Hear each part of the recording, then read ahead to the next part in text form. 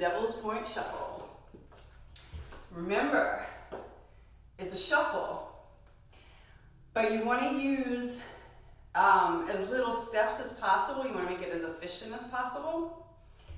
Okay, so outside leg hang to a genie, flip that top leg off, take it into the inside leg hang.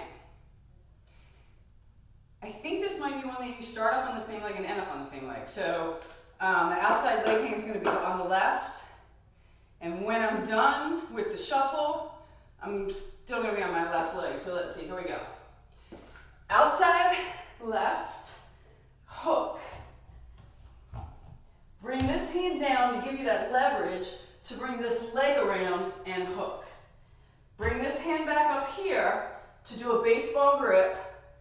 Unhook your leg, bring it down, bring this outside hand up so that you can flip it up into the inside leg hang. And I was right, I'm on my left still.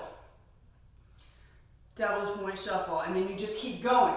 So I'm on the left, I'm gonna flip it to the right.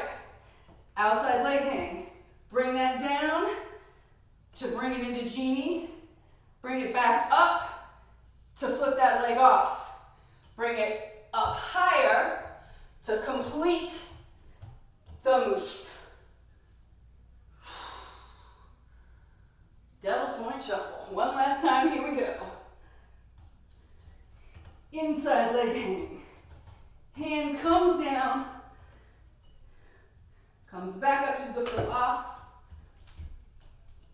and back into your inside leg hang. Don't try this with shoes on the first time you do it. All right? Safe and happy bowling.